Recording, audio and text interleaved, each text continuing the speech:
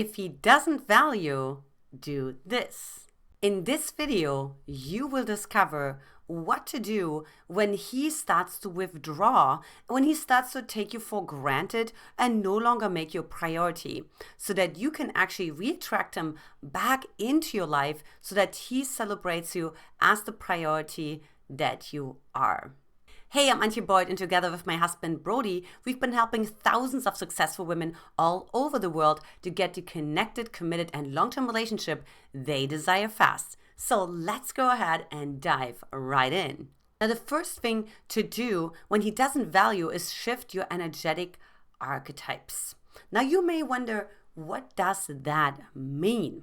Now, you are actually expressing a certain energetic archetype inside of you, like automatically, right? So for example, you may be a very hard worker, and because of that, like you're expressing a lot of sort of masculine, driving, focused, planning energy.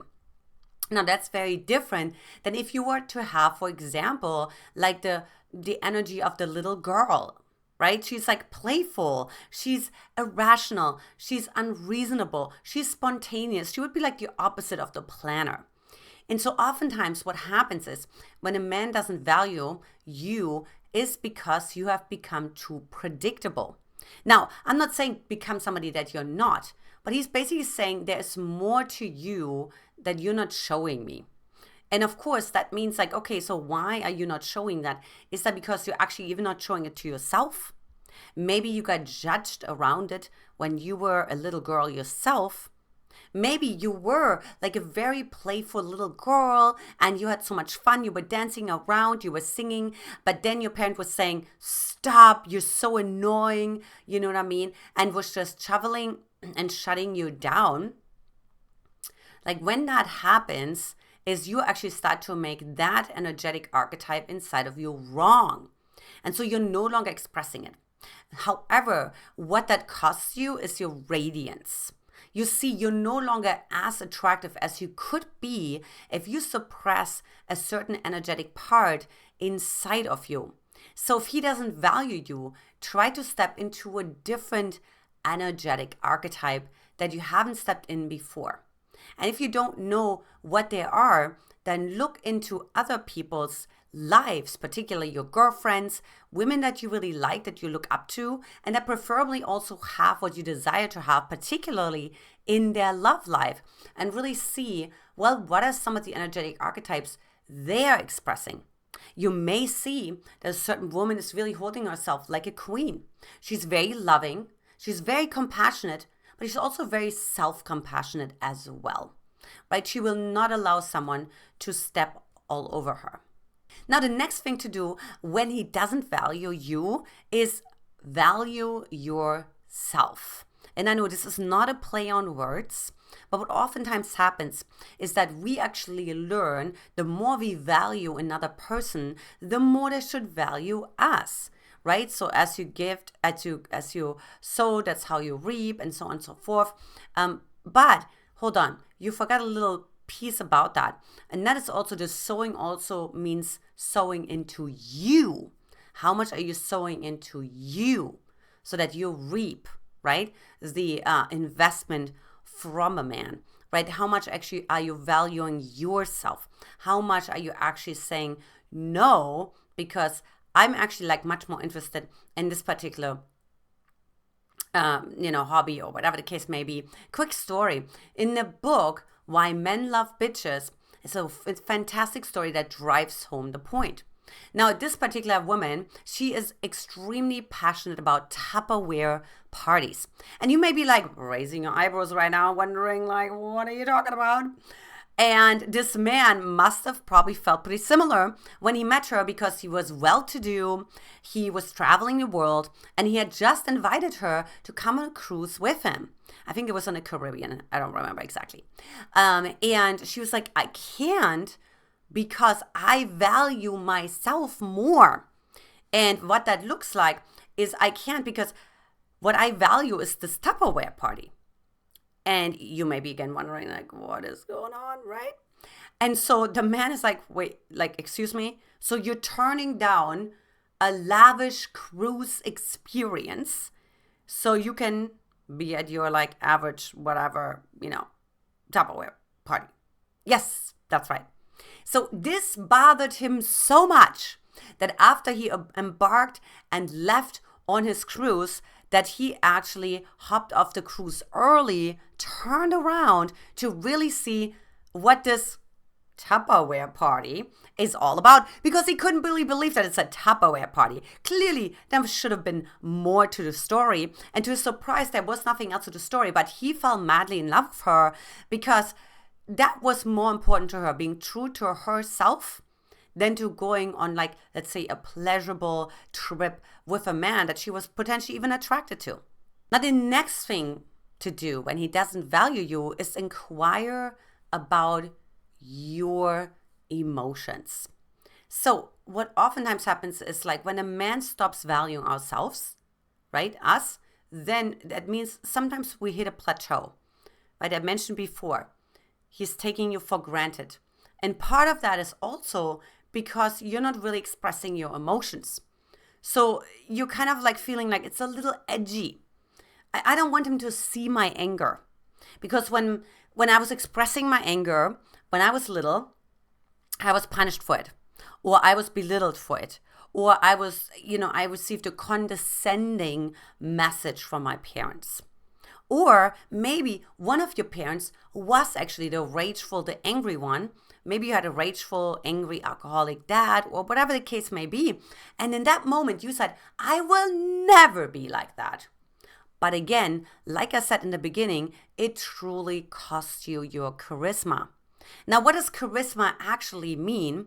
Well, what a lot of people say, that a person that they call charismatic has also a wide range of expressing emotions.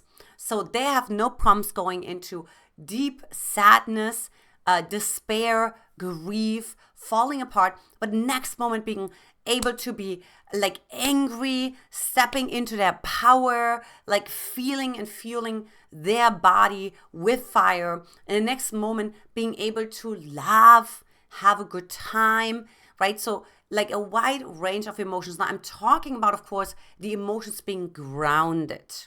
Because, of course, I know what you want to say. What that means, this person has an emotional, mental illness. There's something like really off with them. And I heard that before from you. So that's not what I'm saying. But it comes from a really grounded and aligned place. And you can actually feel it because you fully trust that person. You don't feel unsafe. But yet they have such a wide range. It's absolutely incredible to witness. And you wonder, wait, which one is the person? Is it the angry one? Is it the sad one? Is it the happy one? And because the man would never be able to figure that out, because, Don Miguel Ruiz says it best, we are the unknown to ourselves. That's why it's like this never-ending intrigue that he has, and he will no longer take you for granted. The next thing to do when he doesn't value you is actually turn the camera backwards and really reflect on the moments when he did value you. Look, obviously you're dating in some sort of relationship or situationship or reactionship. And I could do a video separately on every single one of these topics for a reason. And he must have valued you in the beginning. How were you holding yourself differently in the beginning? Oh, Antia, in the beginning, I was seeing, different men, or, I was more interested in school. I wasn't really looking for a man. I hear this a lot from women. I said, when you met this emotionally unavailable man, or it turned out to be emotionally unavailable, why do you think he was attracted to you in the first place? And they oftentimes say, well, because I was so busy. I was busy with career, and I was traveling a lot, and, all the things, right? And so now I'm not saying that if he doesn't value that he's emotionally unavailable. I'm just saying that as an example. Because, of course, it could also simply be that he just lost interest in you because he's like, there's nothing more to explore, and she's not showing all of who she is. But just really think about, like, how were you carrying yourself?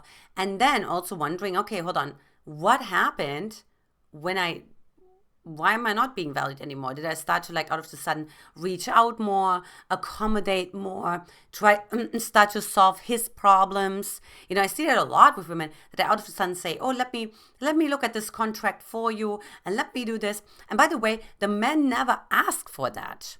So it's a good way for surefire to decrease polarity because he didn't ask you for it. So you're actually like emasculating him in that very moment, and you're decreasing your possibility of him wanting to pursue you, right? Him actually being in his masculine drive that helps to consistently pursue you and break through the fears of of intimacy, of emotional vulnerability and eventually rejection. Because it's true, men are also afraid of rejection.